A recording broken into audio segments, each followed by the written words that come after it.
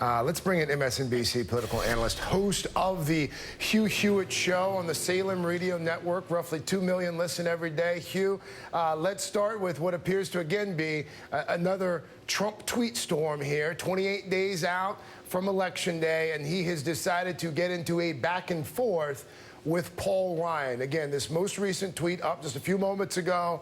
So nice that the shackles have been taken off me. I can now fight for America the way I want to.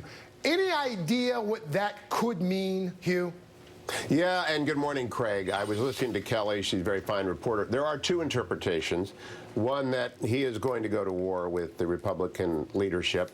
But the other one, and I think more plausible, is that he believes that the attacks on him launched by the result of the videotape coming out have encouraged him to do what he did on the debate night, which is to bring forward Bill Clinton accusers and victims and Hillary Clinton accuser, and to just, he feels, as he said at the end of the first debate, he felt restrained, and he no longer restrained. So we will find out. I still believe that vis-a-vis the Republican Party and Speaker Ryan, it will be more of a trial separation as opposed to an ugly divorce, because Paul Ryan's actually not going to lose much by this, but Donald Trump could go from 42, 43% to 30%. if he loses hardcore Republican members. And I would also point out, I've been reading very closely the reports of dissension within the Republican caucus over Speaker Ryan's decision yesterday. It's actually overstated. One of the most prominent and vocal critics, a fellow named Dana Rohrabacher, old friend of mine from the Reagan White House. I was down the hall from Dana. He's a decade older than I am, but Dana was a speechwriter and I was a young lawyer in the Reagan White House. Well, Dana was a congressman and is a friend of mine from Orange County for many, many years. Dana almost got primaried last year, and he's afraid of a primary by a fellow by the name of Scott Boz, the former Orange County Party chairman and a former state rep, in 2018. He is going to get primaried in 2018. So what he did yesterday was a tactical move for his own advantage, looking forward to a rough Republican primary in 2018. This is all tall weed stuff that most people don't understand who don't live in the conservative movement in the Republican Party.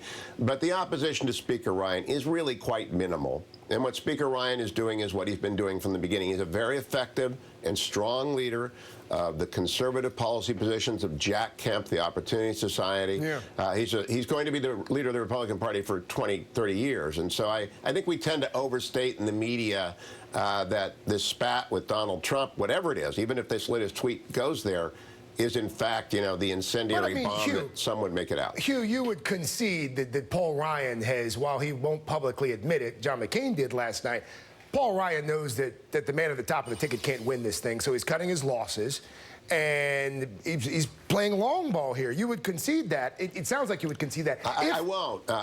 Paul Ryan did not concede the election. In fact, yeah, I'm fairly close to the staff. I wasn't on the call. I haven't talked to the speaker since then, I'll tell you that, but I know the staff.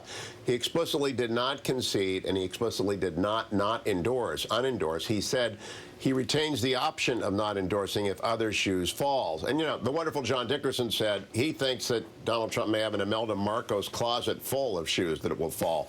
If that's the case, every Republican will desert him. But Paul Ryan did not unendorse, and he is not running against Donald Trump. He has great affection for and understands the plight of many people who have come to Donald Trump because of the way that Obamacare, for example, has ruined their life. Not only did you get not to keep your doctor or your plan, you didn't keep your second doctor or your second plan. He's aware of what Hillary Clinton will do to the Supreme Court.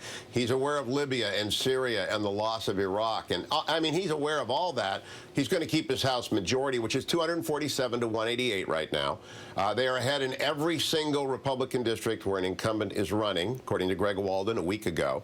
There will be some damage from this, but I think the good news about it is it happened to the Republicans early enough in the cycle that they're able to adapt and move forward. Hugh, really quickly before I let you get back to your radio program, Mexicans being rapists or murderers, the comments about Judge Curiel, the comments about the Khan family, the Muslim ban, the wall. A lot of folks stood by Donald Trump doing all that stuff, but all of a sudden over the weekend, this tape surfaces and yourself and others. For you guys, this was a tipping point. I haven't talked to you since Friday. Why was this so much more of a big deal than some of the other stuff?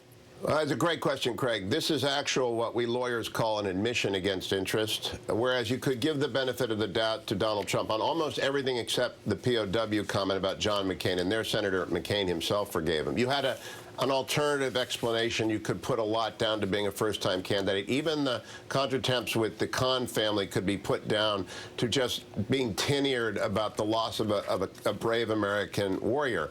When you have on audio and video an admission against interest that is owned by the candidate, that's very different. I tell everyone to watch the movie All Is Lost by Robert Redford in 2013, where you try and stay afloat and you try and stay afloat and you deal with every disaster possible, and eventually the ship goes down. I just wrote that I think it's in his best interest, the interest of the country especially, the party, his family, that he withdraw, and I hope he will continue to do and think about that, because I think Mike Pence will beat Hillary Clinton. She is such a terrible candidate, and the threat she poses, in my view, to American liberty, freedom, and the appropriate role of the government in our lives is so immense. Hugh Hewitt, Salem Radio Network, Hugh Hewitt Show. 2 million people listen to this show.